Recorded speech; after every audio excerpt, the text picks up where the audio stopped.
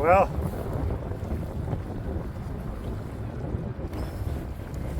welcome to STS.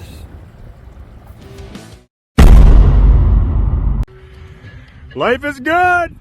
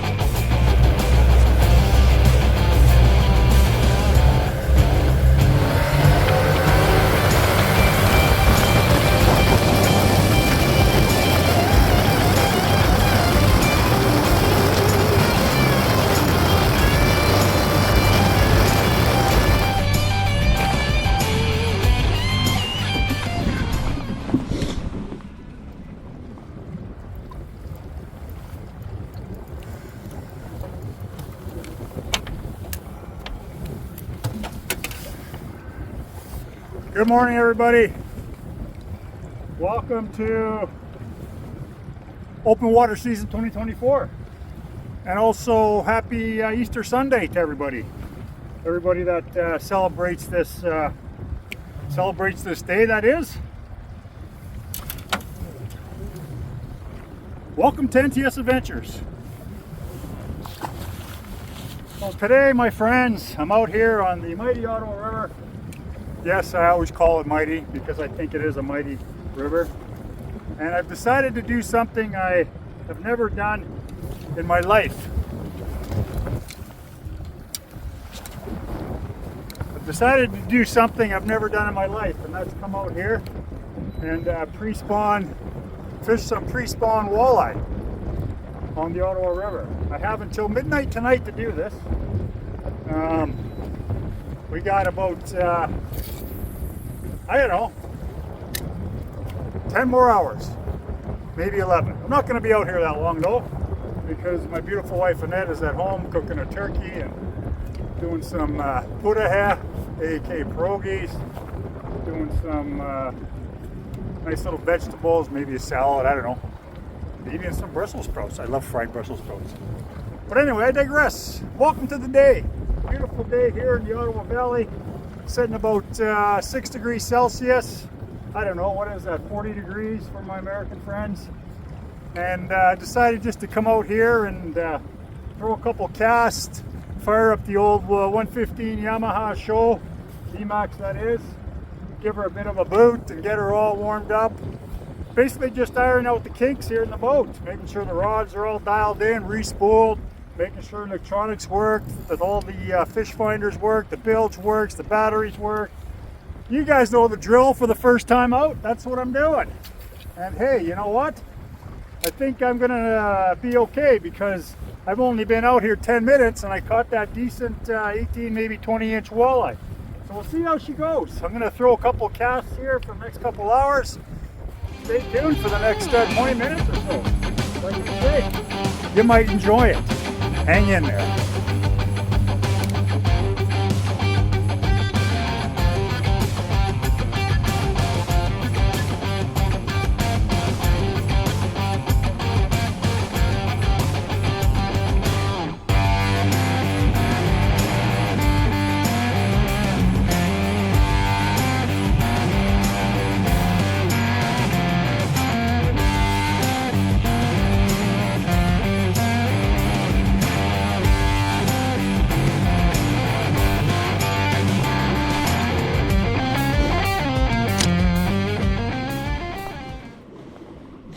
This spot here, basically it's kind of like a little funnel spot where a part of the Ottawa River funnels through these two little points here. The short turn island to my left here. For those of you that fish this area of the Ottawa know it well. It's a major.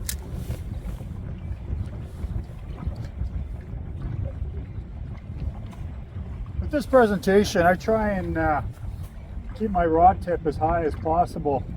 I can control my line better, and I can ensure that I'm presenting the bait in the manner which I want to, which in this case is that bait falling to the ground, and then it's just going to rest, and that current is actually going to assist in promoting action by moving that tail. And then I'm just going to give it a little pull up like that, and then let it let it fall back down again. Let the current move that tail, let it sit there. A lot of times those walleye will strike when you finish the pull, and it'll drop, and then they'll look at it, and then they'll snap at it. They'll take that opportunity of the bait not moving, and I guess that's similar to how they would attack their prey naturally. When minnows and whatnot are going through the water, they would stop, and a lot of times fish will take that opportunity to snap it, and I guess that's what I'm trying to emulate here. I don't know if it really works that way down there and 8 feet below in the Ottawa River, but that's the best guess I have.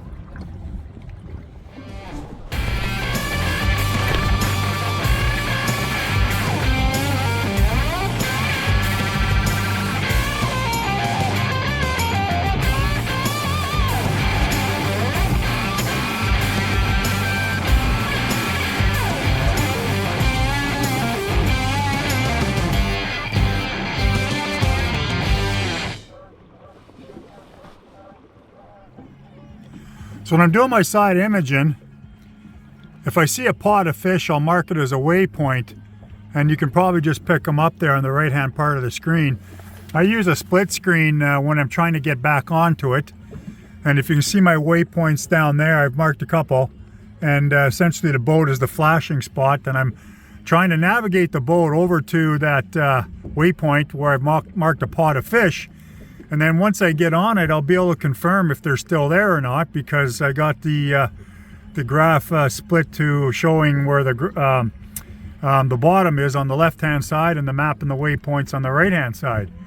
So I'm trying to do my best to thoroughly cover this ground and confirm or deny that those were in fact pods of fish. The side imaging, reading it can be challenging. And those that do it well have been doing it for a long time and really understand it.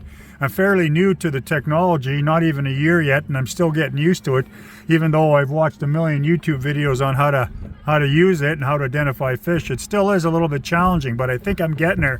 I've noticed a couple of times in the fall I mark a pot of fish and I'd go over it with the down imaging or the traditional sonar, and I would mark those fish that I would see them on the screen, the ones that I had marked when I was scanning them with the side imaging. So I do believe I'm getting it. So we're moving into about 25 feet of water here up until that last waypoint I marked, and you can see there's a couple bait balls up top there. So we'll see if we can get any fish there, even if they're tight to the bottom. So I wasn't having much more luck back there where the river split. I'm just going to go around the point here of these two islands, Short Turn Island. I'm going to be watching my side imagery as I go, and as I've stated before, essentially when I see a couple fish like I just did, got a couple right there. As a matter of fact, I'm going to go see if I can pick those guys up.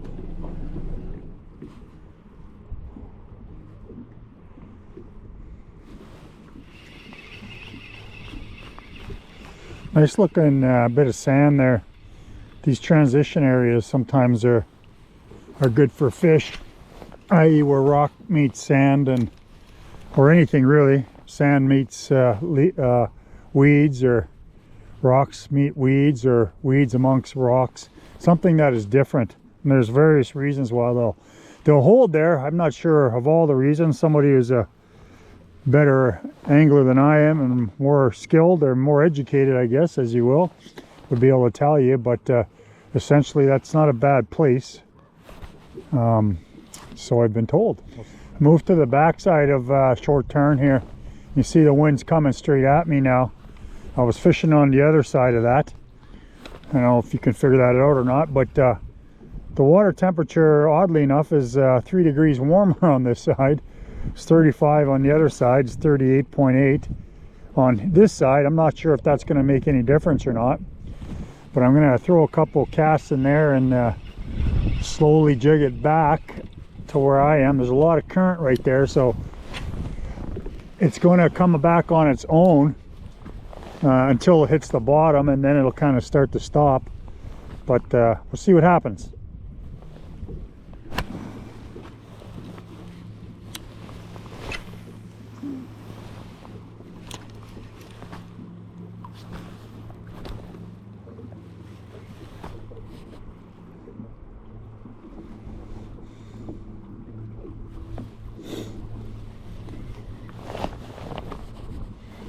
No, negative. I'm not even marking any fish in here, but that's okay. I'm going to, we're going to take a bit of a boot out in the main lake there, like I said.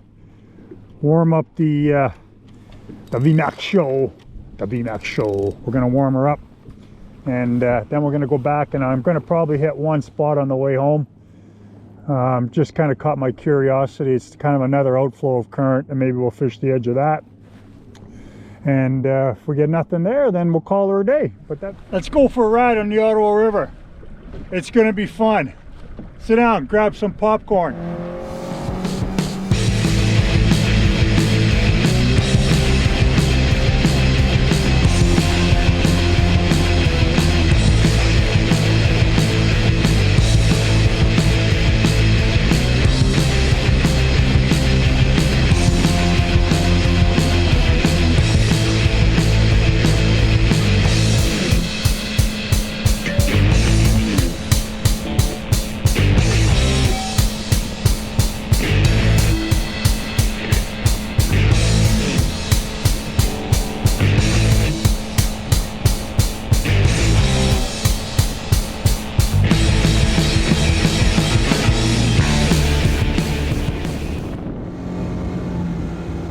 One thing about cruising around here in March, I'm worried about hitting a piece of ice that might still be coming down from the river.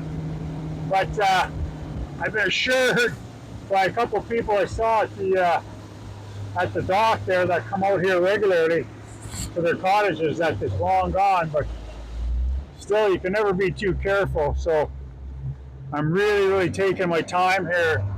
Places I know that there's a potential for some ice and maybe some logs and debris, which is what a lot of people sometimes forget about, because when the water was high in the early of the year, it'll sometimes collect debris off the shores that it normally wouldn't, and it'll pull it into the water. So you got to be a little careful when you're booting through here this time of year. You can kind of see on the right hand side there where there's that deeper water, which is depicted by the baby blue colors, or sorry, the regular blue colors, and the baby blue colors is the shallow. I got my shallow water warning set for 5 feet, so any water that's 5 feet or less with the offset is going to show up as baby blue, and it stands out really nice for me so that I know if I'm driving along it's time to slow down. So you can see where that deeper water comes in on the right hand side there, and there's a bit of a flow. So I'm going to try and fish just the edge of this here and see what happens. I'm not really marking anything on the left or right yet, but that doesn't mean that they're not really tight to the bottom. But we're making them difficult to see. But I think there's one on the bottom of the screen on the right hand side. You can meet that shadow out there. That's possibly a fish. A little colder here though. I was fishing 38 degrees and now I'm fishing 35, so that might make a difference. But throw a few more casts and then we'll go home.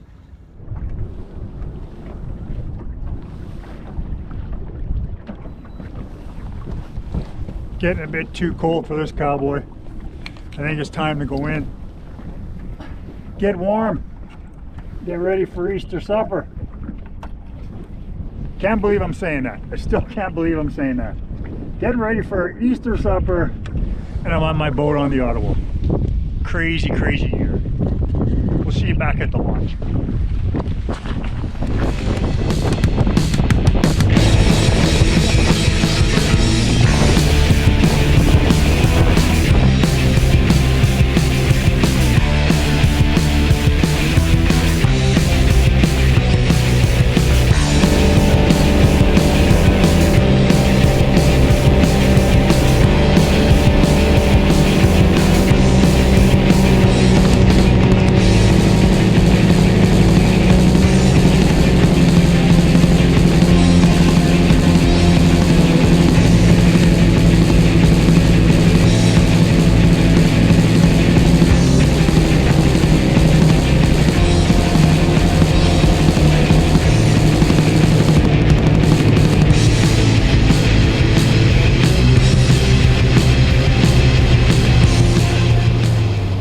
They don't have the dock, and of course they don't.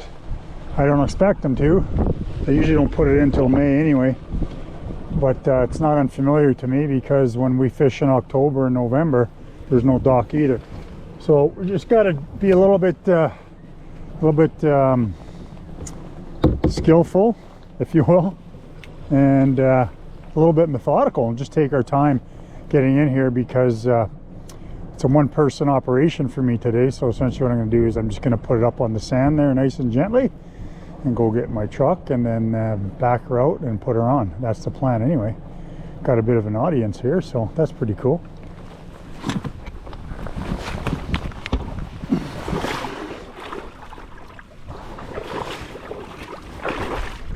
Gotta love these sandy shores of the Ottawa River.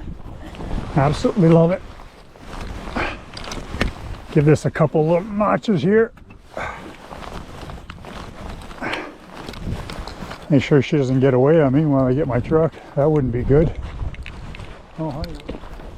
As you can see, I'm the only truck and trailer here, which is what I like, because in November I was the only truck and trailer here as well. Which means let's get back in this beauty, get her on the trailer. You know, I love everything about it. Those that fish with me and those that know me as a person, oh no, I truly do enjoy everything about this sport. From getting in the boat to backing up on the trailer, to booting around, to going to sandy beaches, enjoying the sun, enjoying the water. Absolutely everything. I love absolutely everything about the sport of fishing. And like I've said before on several of my episodes, and I know a lot of people don't believe me.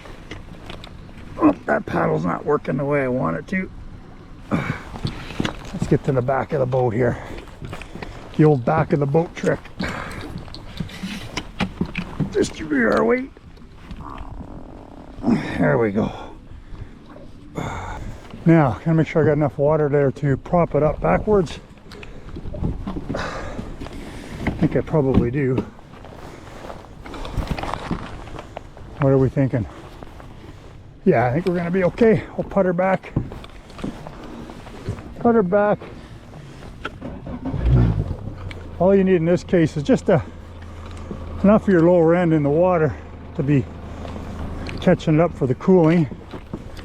And once you see that stream of water come out just like that, you know your motor's in a safe place. Because for those of you who don't know anything about Opal motors, this is part of the cooling system on these brilliant pieces of engineering. So yeah, just make sure you got some flow and you got enough water. And being sand here, I can be a little bit more, it's a little more forgiving, so I don't have to completely freak out if I rub bottom. So what I'm going to do here is, this is like, I feel like a captain of a cruise ship here right now. Much smaller scale, of course. I'm basically just letting the wind push me down here. This is an old sailor's trick, they say. Just kind of letting the wind push me to the left here, push me to the left. And once I'm kind of lined up with the trailer, I'll just nudge her on and away I go. I got it. All right, wind pushed me over a little bit better. Now we're going to try the first recovery of the season. Can he do it? Can he do it? Compensating for wind, compensating for current, compensating for sun in my eyes, compensating for thrust vectors 896, making sure we're lining up on the bunks, coming in a bit of an angle, Captain, but that's okay. We're going to be able to adjust. Look at that. We're just going to bump this right up on here.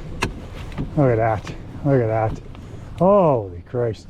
You guys would think I've done this once or twice, won't you? And we're just going to get it on a bit here. We're just going to make sure we are lined up with our winch. Give that a little bit push down there. Not too much. Give it a little bit of a gas. come on up. Not too much, because my brother Mark Miller, he hates that when people do that by the boat launch. Makes big holes. But that should be enough. I'll get out now and I'll reel her on by hand. That way I'm not too deep. So if anybody's watching, if you haven't figured out, this boat is new to me. If anybody who is watching, if you could tell me what this second split on the winch cable is, that'd be much appreciated. I don't know if it's a safety thing or whether it's just I don't know, maybe it's just in case the other one breaks. I have no idea. If anybody watching the channel knows what it's for, please comment. And while you're at it, give me a like. Give me a sub too if you want, but at the end of the day, it doesn't really matter, to be honest with you. I got 80 subscribers. Those are my people. If I get more, I get more. If I don't, I don't. I don't know. Anyway, what do you think? Let's check out the bunks.